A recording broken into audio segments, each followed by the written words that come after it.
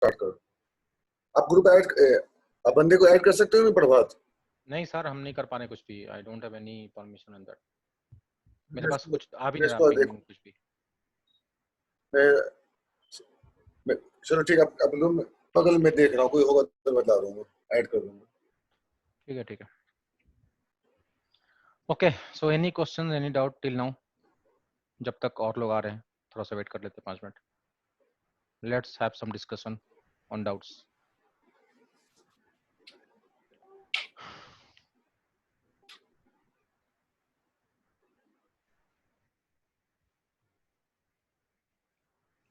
तो हमने जो कॉन्टेक्ट कौन किया है, ये ऑन डिमांड हम इसे न्यू इनिशियलाइज करेंगे इसे, हाँ, मतलब exactly. रेफरेंस तभी देंगे On ऑन demand. डिमांड। हाँ, on अगर demand. नहीं जरूरत है तो नहीं देंगे। हाँ, that would be better memory management, क्योंकि उससे कोई फर्क नहीं पड़ेगा इट्स अगर अ हम पार्ट यहाँ ऑफ द दे मेमोरी देंगे। मैनेजमेंट। हाँ, it's a part of memory management. अगर हम यहाँ कर देंगे तो सबके लिए न्यू होगा। आप उसमें डेटा रखो या ना रखो, उतना एलोकेट हो गया। राइट।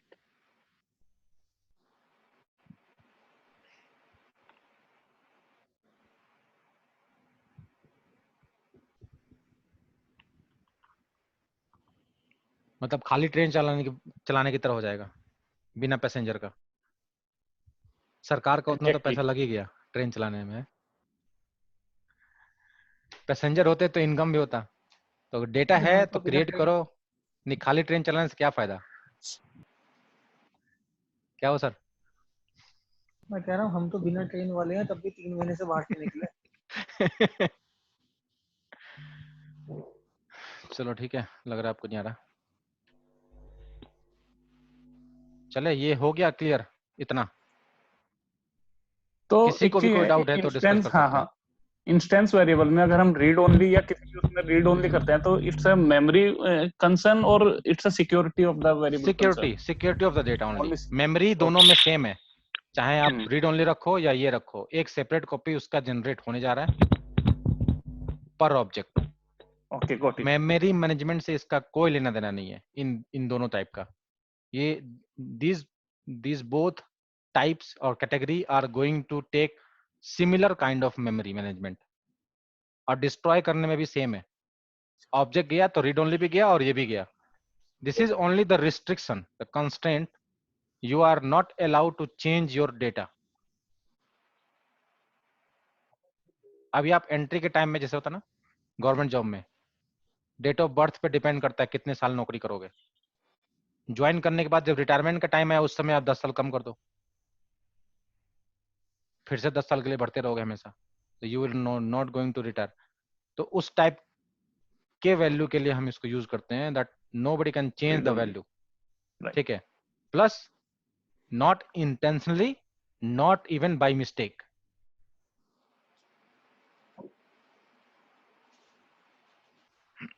इसको ये कांस्टेंट टाइप का भी बना सकता था कि हम जो भी वैल्यू देना है यही दे दें। क्या डिफरेंस है अब थोड़ा सा डिस्कस करते हैं।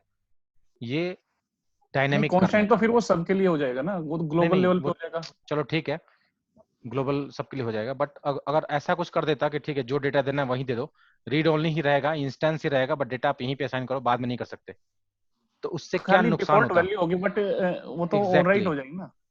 एग्जैक्टली, वो डिफॉल्ट वैल्यू रह जाता। दूसरा चीज शायद कोई ध्यान नहीं देता,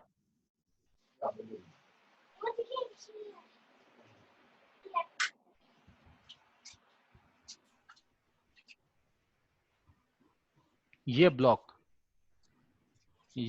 जो है बहुत काम का है। You can do what ever you want, you can do x plus y plus z, you can do writing the statements. This is a kind of a statement,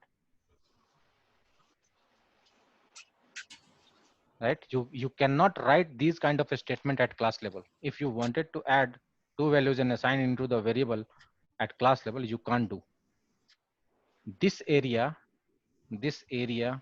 is only meant for declaration and assignment on the same line, not even separate line. आप ये भी नहीं कर सकते ना, ये करके नीचे सैलरी इक्वल टू 2 3 4 5 नहीं कर सकते, राइट? क्योंकि वो एक स्टेटमेंट हो जाएगा। We can not strictly we cannot suppose to write any statement other than the declaration of the variables. For writing the Except statements, at constant. least Except constant. constant constant में हम क्या कर रहे हैं, declare ही तो कर रहे हैं. On the single line, whatever you wanted to do with data declaration and assignment, only two things is allowed. Hello. Yes. So who's Yes. this? Okay, fine. So at least in the constructor, you get some facility to write some statements. It's a big thing. How? Suppose करो कोई integer type कर लेते हैं EID और क्या return करना है. Good. Suppose करो EID, you wanted to assign some data in EID. अब EID हम कैसे असाइन करेंगे किसी को? I wanted some sequential value. हमारे डेटाबेस को हम हिट करेंगे कैसे? Get. सपोज करो ये एक मेरा फंक्शन है जो डेटाबेस को हिट करेगा, लास्ट वैल्यू के काउंट को प्लस प्लस करके असाइन कर देगा. राइट. सपोज करो अभी क्या ये ईयर स्पेंट, ये कुछ भी हो सकता है, और इस फंक्शन के अंदर हम कुछ भी लिख सकते हैं. Whatever I wanted to connect with the database, I am take the last value, who is the last employee, what is the employee ID +1, I wanted to assign into this one. So जब भी कोई नया new होगा, समझना इस बात को, बहुत बड़ी चीज है ये. जब भी कोई नया न्यू होगा उसका एम्प्लॉय आईडी क्या होगा, उस टाइम पे डायनेमिकली डेटाबेस को हिट करता है constructor itself call the function goes to database, take the last value, update into the EID.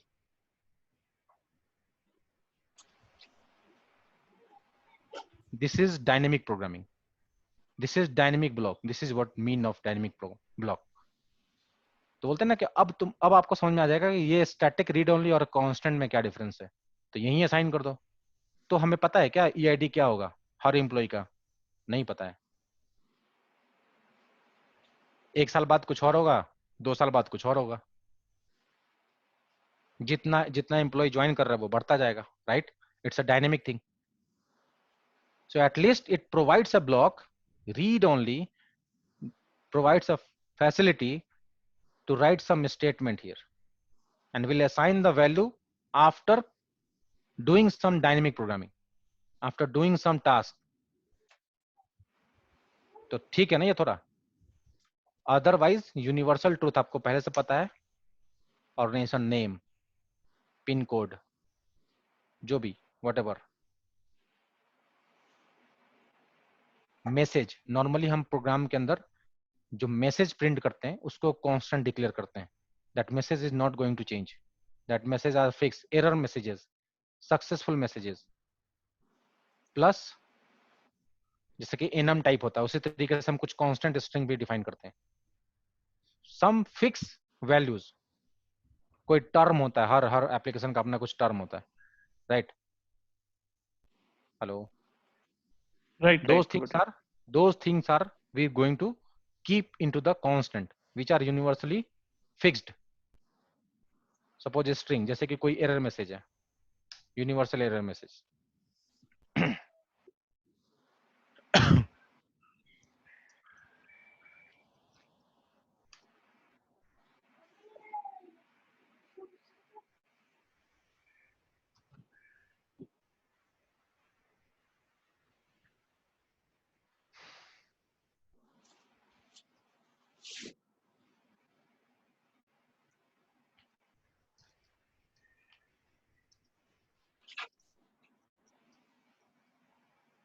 ये ठीक है. कल को अगर हम एरर मैसेज चेंज करना चाहते हैं तो यहाँ पे चेंज कर दो. जहां जहां हमने इसको यूज किया होगा automatically reflected with the new data. इसलिए होता है कांस्टेंट यूनिवर्सल ट्रूथ के लिए.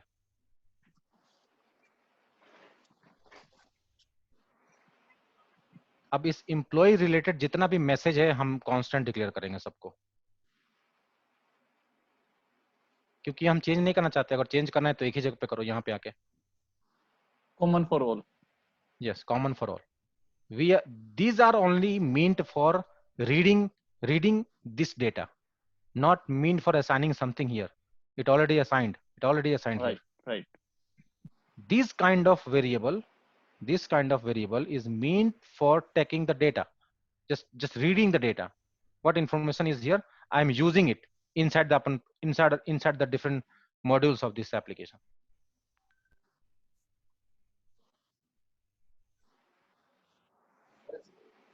This read only और this read only में क्या difference है? The static one and the normal read only क्या difference है? Only ये नॉर्मल कंस्ट्रक्टर से हाँ, this will create और a ये separate static copy. वाला CLR से कंट्रोल होता है, CLR से कंट्रोल। ठीक है, this will create a separate copy for each object. और पांच ऑब्जेक्ट तो 5 कॉपी, क्योंकि सबका डेट ऑफ बर्थ अलग अलग होगा. This will create a single copy. ठीक है, static read only, year spent नहीं होना चाहिए, सीन्स होना चाहिए.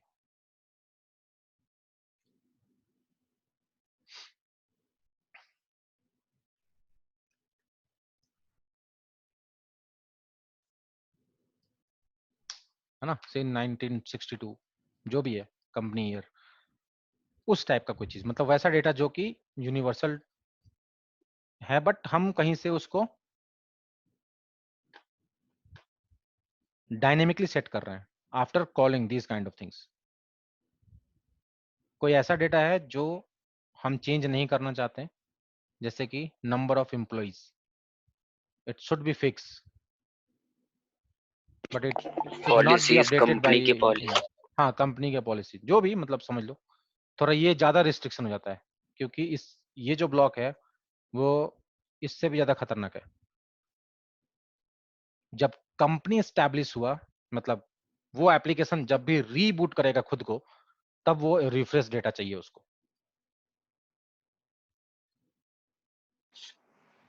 What kind of data will put here?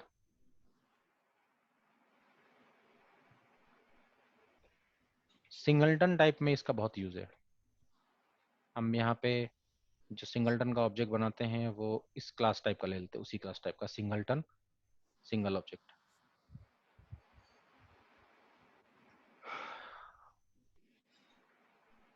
कोई डाउट अभी तक में? चलो स्टैटिक थोड़ा सा डिस्कस करते हैं ना, फिर आते हैं बाद में आगे नीचे में. स्टैटिक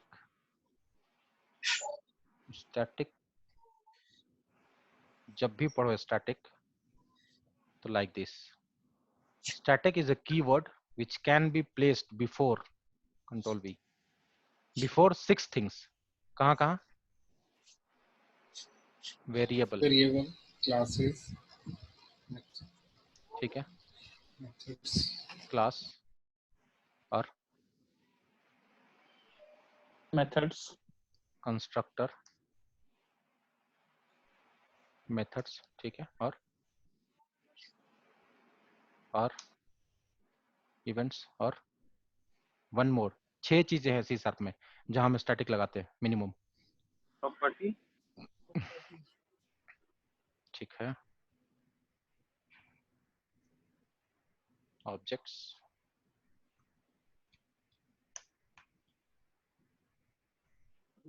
कितना हुआ? 2 3 4 5 6. कुछ हम रिपीट किए क्या? ब्लॉक होता है क्या आपके इसमें? ब्लॉक प्रॉपर्टी 7 चीज हो गए. 1 2 3 4 5 6 7. ठीक है, इतने चीजों के पहले स्टैटिक लगता है.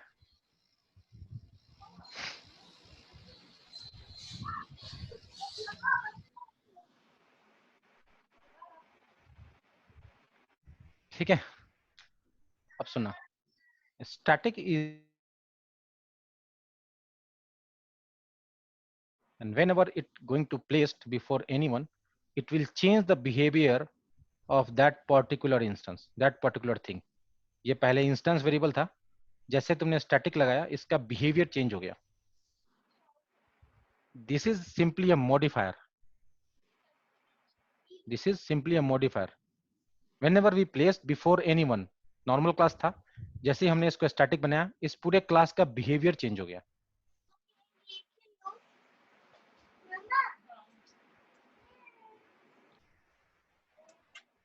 जिस पर्टिकुलर इनमें से कोई भी जिस पर्टिकुलर एलिमेंट के पहले स्टैटिक लगाओगे उसका बिहेवियर चेंज हो गया। सबसे पहला क्या, ऊप्स को अगर वो सपोर्ट करता था तो अब नहीं करेगा। फुली ऊप्स को सपोर्ट नहीं करेगा, पार्शियली करता है, कुछ चीजों करता है, कुछ को नहीं करता है। इनहेरिटेंस को तो बिल्कुल भी नहीं करता है, और अगर इनहेरिटेंस को नहीं करेगा सपोर्ट तो रन टाइम पॉलीमॉर्फिज्म का तो चांस ही नहीं होता। Right right. समझना ध्यान से क्या बोलना चाह रहे हैं हम। Static is a keyword which will change the behaviour of any existing thing. कौन सा एग्जिस्टिंग थिंग? इन 6 में से, ठीक है। whenever it comes in use, it will change the existing behavior of that particular element. पहले ये इंस्टेंस था, अभी ये क्लास लेवल हो गया। पहले ये मेंबर से यूज होता था, अभी ये यूनिवर्सल हो गया, ग्लोबल हो गया, ठीक है। प्लस पहले आप इसको इनहेरिट कर पाते थे, अब नहीं कर पाओगे।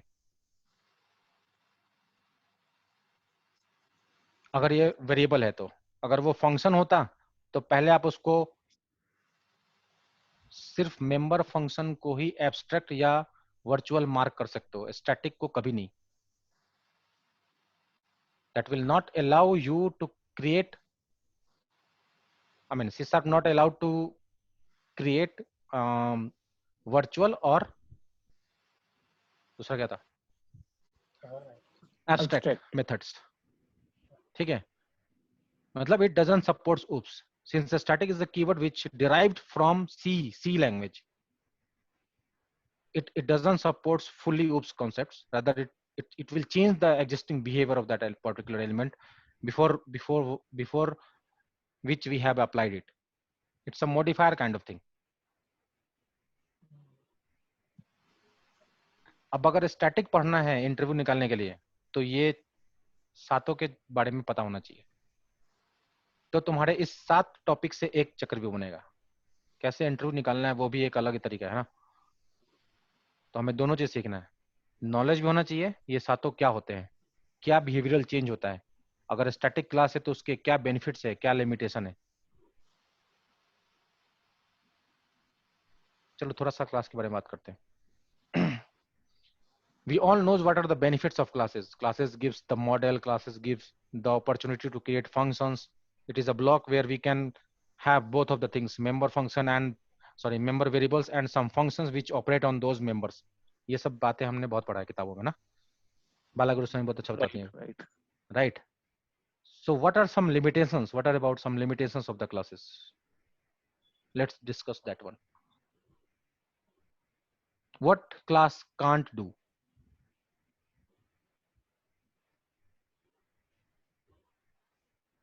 Then we'll easily understand why generics, why collection, why for each. Then we'll talk about that. Why disposable, why operator overloading.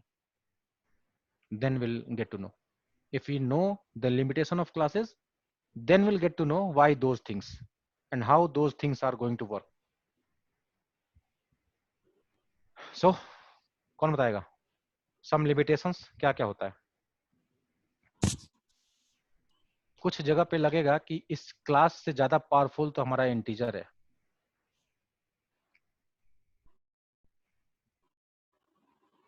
x plus Y कर सकते हो, क्लास में नहीं कर सकते, बिहेवियर ही चेंज कर देगा, एलियासिंग कर देगा वो। तो पहला limitation, classes doesn't understand about the operators. We can't do ना, what we can't do. Main के अंदर आते हैं, हमने एक एम्प्लॉय दूसरा एम्प्लॉय लिया, can we do this? EMP3 equals to EMP1 plus क्या है,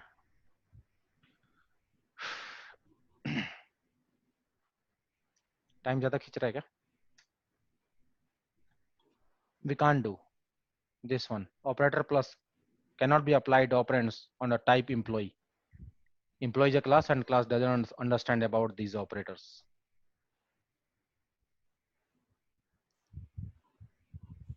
ठीक है? Yes, sir. पहला limitation, it doesn't understand about that operators. इसके लिए हम क्या करते हैं? ऑपरेटर ओवरलोडिंग पढ़ते हैं. Operator overloading. Yes. We have to overload, और सुनो उसका भी लिमिटेशन है. We have to overload this operator for each class. जिस क्लास के लिए ऑपरेटर ओवरलोडिंग करोगे सिर्फ वही क्लास समझेगा. दूसरे क्लास को ये परफॉर्म करना है तो उसके लिए भी ऑपरेटर ओवरलोडिंग करना पड़ेगा. उसका टोटल मीनिंग अलग होगा. This operator overloading doesn't mean every class is going to support that operator. नहीं. For each class, we have to write explicitly behavior for this operator overloading. Got it? Correct.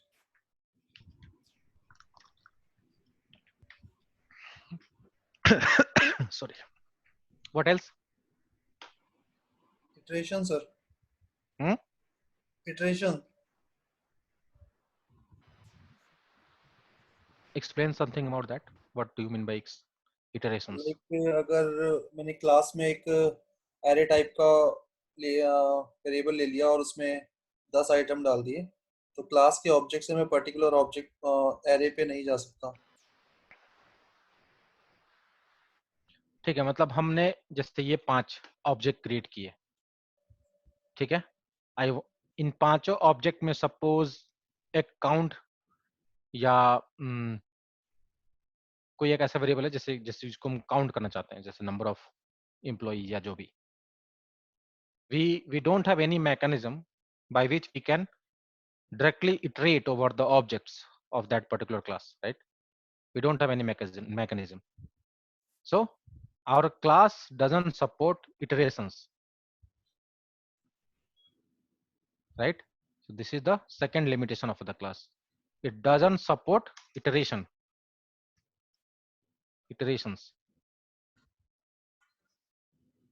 That's why now to recover this one, to recover operators, we do operator overloading.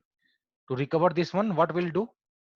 Either we will use someone who is having support of iteration, or we'll make our class iterable. कैसे? कुछ interface को use करके, कुछ और enhancement करके. That is a different thing. I'm not going into that detail. ले लेंगे जब हम कलेक्शन और जेनरिक्स के क्लास लेंगे ना, तब उसमें उसको डिस्कस करेंगे, डेप्थ में करके भी दिखाएंगे कैसे इसको इटरेट करेंगे. बट अभी के लिए हम ये फोकस करते हैं कि लिमिटेशंस क्या है. ऑपरेटर ओवरलोडिंग छोटा सा था इसलिए हम एक लाइन में चेक कर लिए. इटरेशन का मतलब we can not iterate over the objects of the same class. Suppose I have 5 objects, we can not iterate them. One by one हमको यूज करना पड़ेगा. अगर 200 वेरिएबल क्रिएट कर दिया मतलब 200 ऑब्जेक्ट, तो वन बाय वन पर्टिकुलर सब पे जाना पड़ेगा, राइट?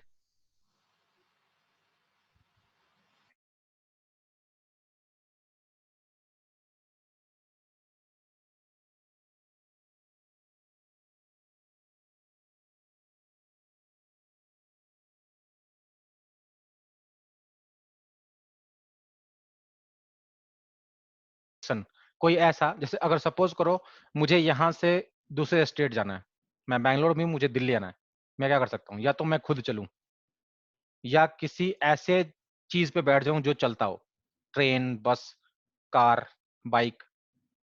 तो कलेक्शन एक ऐसा मैकेनिज्म है जिसमें हम अपने ऑब्जेक्ट को बिठा देते हैं, मतलब 5-6 ऑब्जेक्ट को एक साथ बिठा देते हैं और वो कलेक्शन के पास इटरेट करने का सपोर्ट है. कलेक्शन इटरेट करता है, उसके अंदर हमारा ऑब्जेक्ट खुद ब खुद इटरेट होता है. जैसे कि प्लेटफॉर्म पे खड़े हो, कोई ट्रेन जा रही है, ठीक है, 10 बोगी है उसमें, right?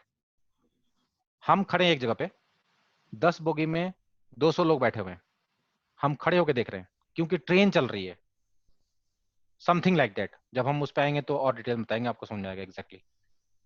But there are 2 ways. इधर my class is going to support, I mean, I will make some mechanism so that my class itself is going to support the iterative pattern, right?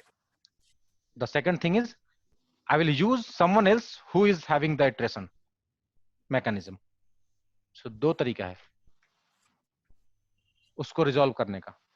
So it's a second limitation of class. We cannot iterate. First one, the classes doesn't support assignment operator. और क्या है limitation?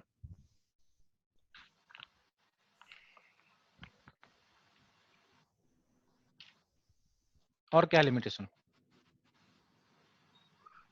Third one, ये employee class बनाया, इसके अंदर 10 variables थे, suppose 10 variable थे, सब में हमने डेटा असाइन कर दिया. ठीक है, असाइन कर दिया हमने डेटा सब में. Now I wanted another object. I have created this one, emp2 equals to emp1. ये तो इंटीजर में हम करते हैं ना, x plus x equal to y. तो क्या हमारा इन 10 डेटा का 10 वेरिएबल का जो डेटा था वो e2 में चला गया? So it doesn't support assignment. Assignment से डजंट सपोर्ट. यहाँ पे नहीं गया. क्या होता है इस केस में? This is the third. This is the third limitation of the class. We cannot assign one object to another. Again, to resolve this one, we do some other things like cloning. जो कि पहले हम पढ़ते थे constructor, क्या था वो term ही भूल गया. Copy constructor sir. Yes, copy constructor. Deep copy. हाँ, कॉपी कंस्ट्रक्टर पहले हम करते थे, बट सी शार्प में कॉपी कंस्ट्रक्टर नहीं चलेगा. यहाँ पे होता है क्लोनिंग. डीप कॉपी से क्यों नहीं चलेगा कॉपी कंस्ट्रक्टर? क्यों नहीं चलेगा? क्योंकि copy constructor was the concept of C++. क्यों? वहां पे जो क्लासेस थे वो वैल्यू टाइप थे, यहाँ पे जो क्लासेस है वो रेफरेंस टाइप है. ठीक है, स्ट्रिंग में चलता है क्योंकि स्ट्रिंग जिस टाइप का क्लास है ना उसी टाइप का क्लास होता था C++ में ये क्लास, इसलिए स्ट्रिंग में x इक्वल टू y चल जाता है, राइट? बट इस केस में नहीं चलेगा. स्ट्रिंग इज सम मतलब एक्सेप्शन केस. थर्ड लिमिटेशन क्या था? We cannot assign one object to another. और इसका रेमेडिएशन क्या है? Will use some concept of cloning. उसके लिए भी हम एक्सप्लिसिट क्लोनिंग प्रोवाइड करेंगे. Again cloning is having two types, वो अलग टॉपिक है, उसके लिए फिर से डेप्थ में जाना पड़ेगा समझने के लिए. बट अगेन हम इतना टाइम क्यों दे रहे हैं इसमें? यू नो, अगर तुम्हें ये समझ में नहीं आया और ये जो ब्लॉक्स हम बना रहे हैं ये समझ में नहीं आया, क्यों बना रहे हैं, कौन कहाँ जा रहा है, किसकी कनेक्टिविटी कहाँ से है, जिंदगी में कभी क्लोनिंग समझ में नहीं आएगा, ना ही कलेक्शन समझ में आएगा. मतलब वो फीलिंग नहीं आएगा कि कुछ भी पूछ लो. बोलते हैं कि वही होगा कि हमें आता भी है और हमें नहीं भी आता है. जितना टाइम दे सकते हो इन सब चीजों पे दे दो. एक बार ये समझ में आ गया, मतलब फीलिंग आ गया, समझ में आने का मतलब कि हाँ, you can explain someone if I ask something in depth. You can feel about the memory management, कैसे ये मेमोरी में काम कर रहा है. स्ट्रिंग लिख रहे हैं तो हमारे दिमाग में चलना चाहिए कि कितना ब्लॉक बन गया, हमने इतना ब्लॉक खा लिया.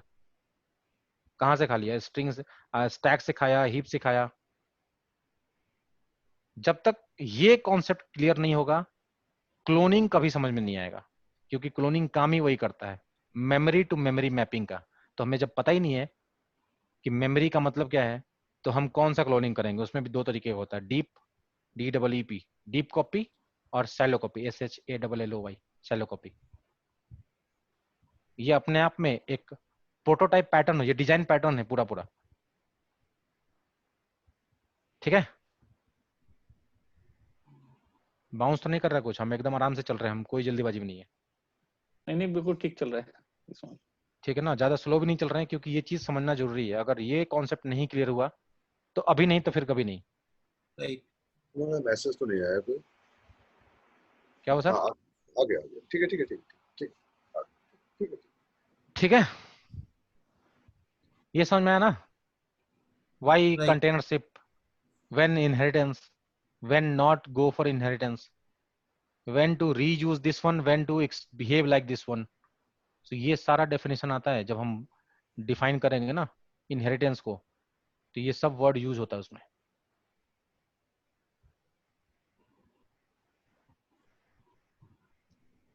अब सोचो कि इनहेरिटेंस का डेफिनेशन दे रहे हो इंटरव्यू में और कंटेनरशिप को लेके 2 बात बोल दिया, तो सामने वाले के दिमाग में कीड़ा हो जाएगा कि ये कंटेनरशिप क्या होता है, वो अगला क्वेश्चन पूछेगा उससे।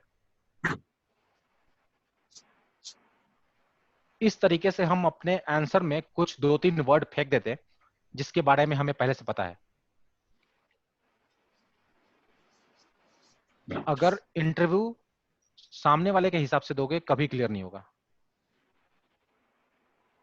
इंटरव्यू में आपके पास ऐसा टॉपिक होना चाहिए जिसको हम जबरदस्ती घुसा दे अपने डेफिनेशन में, और फिर वो बंदा उससे क्वेश्चन पूछे।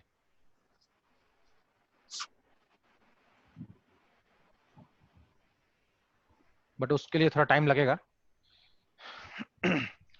उसके लिए फिर आपको सब पता होना चाहिए चीजें, ये नहीं कि हम पत्ता फेंक दिए और पूछ लिया और फिर वहां पे फुस हो गए, तो उल्टा रिएक्शन हो जाएगा। ठीक है, अब any doubt in this 5 types of variable. उसके बाद चलेंगे 3 और वेरिएबल है। ज्यादा होगा बाउंस करेगा और बता देना, स्टॉप कर लेंगे वहीं पे। आई थिंक अभी आज के लिए इतना ही बहुत है।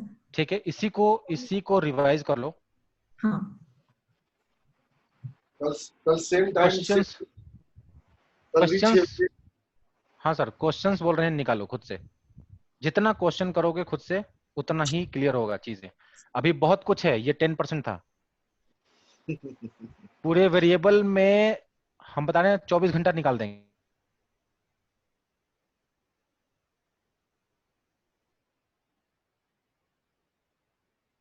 दो क्वेश्चन पूछे तो तीसरा का जवाब नहीं मिलेगा फिर उसके बाद। आज अग्रवाल सर ने क्या बोला, जनपैक्ट में इंटरव्यू थे और अग्रवाल सर खुद इंटरव्यू थे जनपैक्ट में, and no one has given this kind of answer with a static variable, constant variable, no one bothers. सही बात है, फंडामेंटल क्लियर करते नहीं है बच्चे। वेरिएबल सीखने में हफ्ता लगेगा, हम पहले ही बोले थे सर को, अगर 2 हफ्ते में भी सीख जाओ ना, अगर 1 महीने दे के भी, तो समझ लेना कि अचीवमेंट है। देखो तो हमें, तुमको सीखने में लग गए कितने साल, हमें कितने साल लग गए, अब तक नहीं आया। हम सर 2003 से सीख रहे हैं। ये सही मेरा बात। थोड़ा क्लियर इसलिए है क्योंकि हम डेटा स्ट्रक्चर पे अच्छा काम, देखें आप मेरा प्रोग्राम सारा।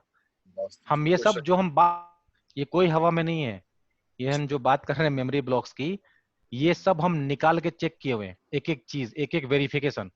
जो हम यहाँ पे स्टेटमेंट दे रहे हैं वो एकदम से ऑथेंटिक है। सालों का मेहनत है तुम्हारा बेटे, सालों का मेहनत है। बच्चे चाहते हैं कि 2 महीने में मैं इनको बना दूं एक्सपर्ट। मैंने इन ब्लॉक्स का मेमोरी रीड किया हुआ है, उसका एड्रेस, वो कैसे काम करता है, इतना टाइम मैंने दिया हुआ है उसमें, रिजल्ट इसलिए मुझे पता है। तो तभी बोलता हूँ कि इसको हल्के मत लेना। अगर, और तभी मेरा मतलब एडवांस टॉपिक भी क्लियर हो जाता है, क्योंकि इस पे पकड़ है, हमको दिखता है कि वहां पे क्या हो रहा है। आप कलेक्शन देखते होगे, हम तो उसको लिंक लिस्ट देखते हैं। It's all about link list. अगर जिसने लिंक लिस्ट पे काम किया है उसको कलेक्शन में कभी दिक्कत हो ही नहीं सकता है, क्योंकि जो आपको बना बनाया मिल रहा है ऑब्जेक्ट क्लास या जेनरिक्स, वो हम वहां मैन्युअली बनाते थे। आप यहाँ न्यू कर रहे हैं, हम एमएलॉक साइज प्रोवाइड करते थे, टाइप ऑफ निकाल के कि किस टाइप का मेमोरी बनेगा। यहाँ पे तो आपने न्यू एम्प्लॉय कर दिया, हम वहां पे बताते हैं किस टाइप का और उसका साइज क्या होगा। यहाँ पे आपको न्यू में साइज कैलकुलेट करने की जरूरत नहीं है,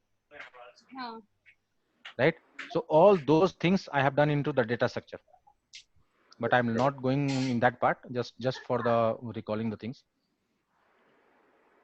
टाइम देना पड़ेगा बच्चों को, they have to give a time.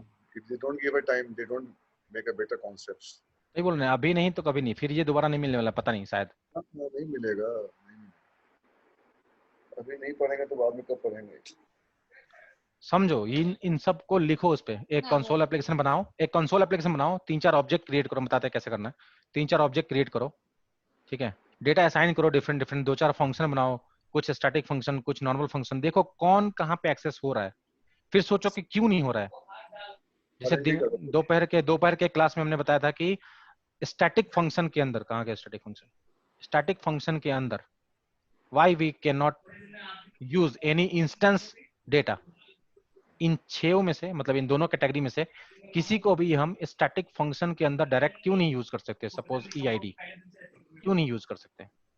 हाँ, अभी किसी में भी डाल लो, वो जो कोड है ना टेस्ट करने के, अभी किसी में भी डाल लो टेस्ट करने के लिए वो कोड।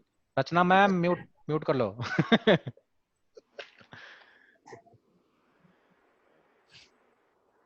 ये व्यूज आ रहा है तो आपका ये एमबीसी बन गया है। व्यूज वाला व्यूज नहीं आना चाहिए था। ठीक है, क्लोज करें, Empty क्या रहेगा। करें? अब कल कर लेना बेटा। ठीक है, ठीक है, ठीक है। ये सोचो कि यही क्यों नहीं है फर्क एक्सेस हो रहा है। MVC और दिन में हमने WPI डिस्कस में, किया था, इससे आपको जो लोग नहीं है views उनके का लिए, फोल्डर नहीं मिलना चाहिए था। क्योंकि इस स्टैटिक फंक्शन को हम डायरेक्टली कॉल कर सकते हैं, राइट? स्टैटिक फंक्शन है, हो सकता है कि सबसे पहला काम हम उस स्टैटिक फंक्शन को ही कॉल करने वाला कर दे, सबसे पहला काम। तो उस वेरिएबल का मेमोरी इनिशियलाइज ही नहीं होगा। एग्जैक्टली तो ये इंस्टेंस वेरिएबल है। इंस्टेंस का मतलब इसका ऑब्जेक्ट होना चाहिए, तभी वो मेमोरी एग्जिस्टेंस में है। अभी सिर्फ ये एक सोच है, इंप्लीमेंटेड नहीं है, कोई इसका मेमोरी ब्लॉक नहीं है, कोई इसका फिजिकल एग्जिस्टेंस नहीं है अभी तक। तो अगर आपने ये स्टैटिक फंक्शन के अंदर यूज किया है उसको, और असाइन कर रहे हो ईआईडी में कुछ, सपोज करो 10 असाइन कर रहे हो, तो ये 10 इसमें वेब एपीआई चेक करो साइड में 10 ऐड कहाँ पे फोल्डर जाएगा? अरे ऑथेंटिकेशन के नीचे। 10 कहाँ पे जाएगा? क्योंकि इसका तो मेमोरी एलोकेटेड ही नहीं है, ठीक है? एग्जैक्टली। बट वही चीज मेंबर फंक्शन के साथ अलाउ है। क्यों? देखो क्योंकि कैसे, उसका ऑब्जेक्ट बनाना मस्ट है। ये एक मेंबर फंक्शन है। ये क्या है? मेंबर फंक्शन, ठीक है? इस ब्लॉक के अंदर हम ईआईडी यूज कर रहे हैं, ईआईडी हम इस ब्लॉक के अंदर यूज कर रहे हैं मेंबर फंक्शन के अंदर, ठीक है? ये मेंबर फंक्शन कैसे कॉल करोगे? किसी ऑब्जेक्ट से, ऑब्जेक्ट से, राइट। ठीक है? ये मेंबर फंक्शन कब कॉल करोगे? किसी ऑब्जेक्ट से कॉल करेंगे, और कोई तरीका नहीं है हमारे पास।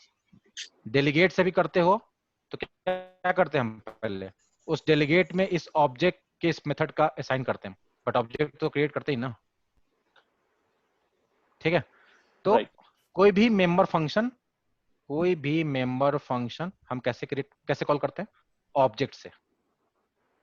अब इस ईआईडी को तुम मेंबर फंक्शन के अंदर अगर यूज कर रहे हो, तो वो ईआईडी इस पर्टिकुलर ऑब्जेक्ट को रेफर कर रहा है जिसपे ये मेंबर फंक्शन ऑपरेट यहाँ कर पे रहा है। चल रहा है ना।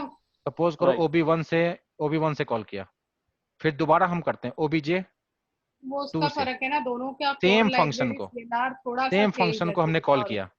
अब इस टाइम पे वही MS ईआईडी, Code में आता है उसका वही थोड़ा ईआईडी दूसरा है। इसको इस वाले ऑब्जेक्ट के ईआईडी को पॉइंट कर रहा है। क्यों ऐसा क्यों होता है? बाय दिस कीवर्ड, ये ईआईडी के बैकग्राउंड में दिस पढ़ना, दिस ऑपरेटर होता है।